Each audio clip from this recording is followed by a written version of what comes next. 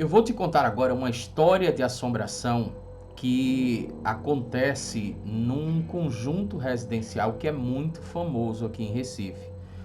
Um conjunto residencial, inclusive, que é muito grande, tá? E essa história de assombração tem a ver, inclusive, até com animais, né? São duas histórias de assombrações que a gente vai te contar nesse vídeo, tá?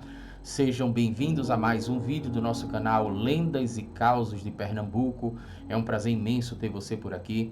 Se você gosta de histórias de assombrações, histórias de mal-assombro, lendas urbanas, lendas rurais, então você precisa se inscrever no nosso canal e ativar o sininho para receber as nossas próximas notificações. Nós temos também um canal secundário que fala também sobre lendas urbanas, lendas rurais, histórias de assombrações de outros lugares, de outras cidades, de outros estados que não Pernambuco, tá? Inclusive de outros lugares do mundo.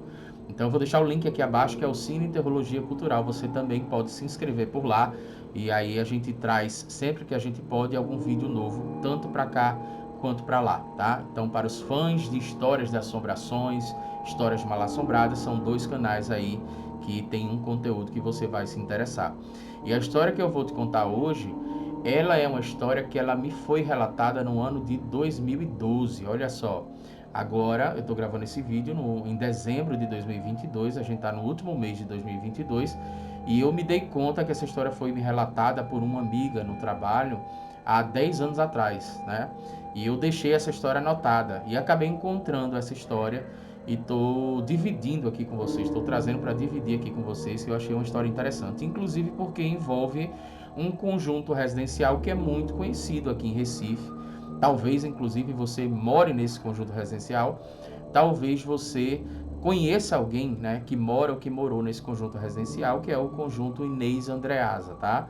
Para quem não está muito familiarizado, o Inês Andreasa fica na Avenida Recife. Até pouco tempo atrás, eu não sei se ainda ele era considerado o maior conjunto residencial da América Latina. A gente está falando de mais de 2.400 apartamentos, né?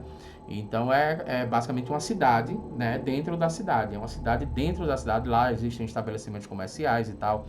Então é muito grande. E por ser grande, né, o Inês Andreasa, o conjunto Inês Andreasa, ele também está localizado ali em vários bairros, né? Vários bairros próximos, né? Se você perguntar para as pessoas que moram no conjunto Inês Andreasa, talvez alguém diga que o bairro é Avenida Recife, né? Que é o nome da avenida principal.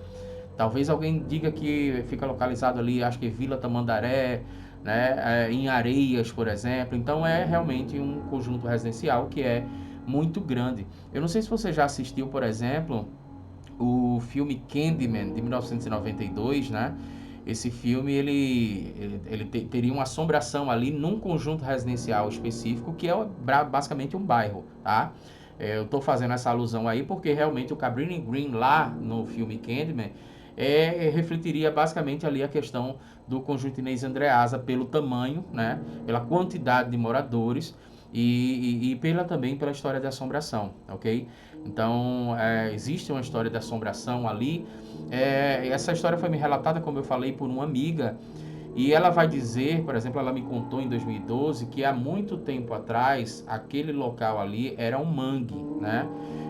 O que para mim faz muito sentido, inclusive porque boa parte de Recife é construída onde antes era mangue, né? Inclusive o bairro de Santo Amaro, que a gente falou, que é um bairro muito mal assombrado, é um bairro que, se você pegar fotos antigas, você vai ver que era boa parte desse bairro de Santo Amaro, do bairro da Boa Vista, também era tudo mangue, bairro de Afogados, né? Inclusive o nome do bairro de Afogados é muito curioso, porque são lugares que, quando chove, eles alagam, né? Lá na Avenida Recife também é dessa forma, inclusive faz sentido para mim que antes de existir o conjunto Inês Andreasa, talvez lá fosse um mangue, justamente porque ele é próximo de um rio que, se eu não me engano, é o rio Tegipió. Quem conhece, por exemplo, quem já andou pelo Ibura de Baixo, sabe que ali tem uma avenida, próximo desse conjunto Inês Andreasa, tem uma avenida Dois Rios, e esta avenida daí, justamente, é uma avenida que alaga, né? Não pode chover, qualquer chuvinha acaba alagando ali, o trânsito fica muito intenso. E nas proximidades também do conjunto Inês Andreasa também acontecem exatamente isso, tá? Muitos pontos de alagamento, então o que indicam provavelmente que ali realmente talvez fosse um mangue há muito tempo atrás. Aliás, Recife foi construído basicamente dessa forma, né? Vários rios eles foram aterrados e hoje existem apartamentos e casas onde antes eram rios, tá? E no caso do conjunto Inês Andreasa, por que é importante você saber desta informação? Porque a gente está falando de um local onde se comenta, né, os mais antigos talvez saibam dessa história, se comenta que lá era usado para enterrar animais, né? Era praticamente um cemitério de animais, né? Como o conto lá de Stephen King, o livro de Stephen King, né? Cemitério Maldito, quando as crianças, por exemplo, fizeram um cemitério de animais para enterrar esses animais lá. Aqui em Recife parece ter acontecido isso, e seria exatamente onde é o conjunto Inês Andreasa. E por causa disso, essa pessoa que me relatou esse fato em 2012, ela disse que tem algumas histórias de assombrações lá. Uma delas é que é muito comum, por exemplo, se você estiver andando pelo conjunto residencial de madrugada, vamos supor que você tenha ido para uma festa e aí você pega um táxi e está voltando para lá, andando pelo conjunto residencial até o seu apartamento, é muito comum você escutar latidos de cachorro e quando você olha em direção do latido do cachorro, você percebe que não tem absolutamente nada, né?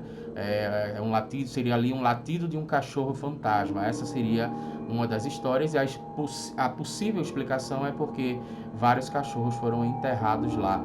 Um outro fato que me relataram que também costuma acontecer é que quando você está andando nessas ocasiões de madrugada ali pelo conjunto Inês Andreasa, é comum também você ouvir, por exemplo, passos de cavalo, né? Aqueles trotes que o cavalo dá, e você escuta esses passos de cavalo atrás de você. E aí quando você se vira, quando você olha para trás, você percebe também que não existe absolutamente nada, tá?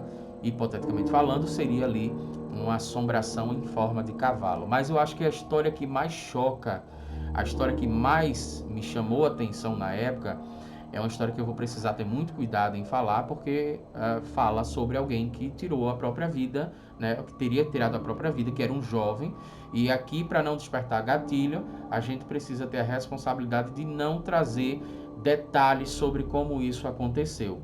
O mais importante para que você tenha acesso a essa história da assombração é que você saiba que existiu lá, esse conjunto Inês Andreasa, ele teria sido construído ali na década de 1980, né? E logo no início dessa construção, muitas pessoas foram morar lá, e no início um jovem teria tirado a própria vida, né? E ele fez isso de uma forma que foi possível que outras pessoas vissem o que ele estava fazendo.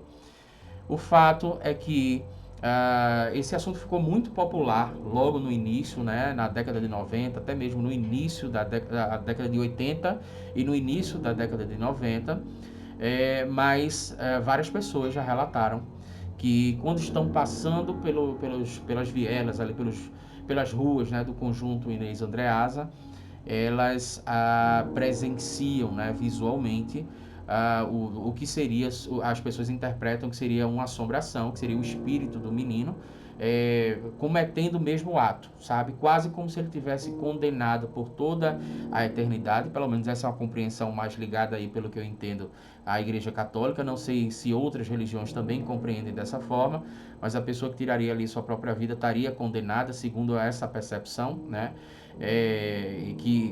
Questionamentos à parte, é uma percepção que se popularizou no Brasil, possivelmente a partir do ponto de vista heterocêntrico, né? Essa influência que a gente teve da Europa. Então, as pessoas vão compreender que esse menino estaria condenado por toda a eternidade a repetir esse ato.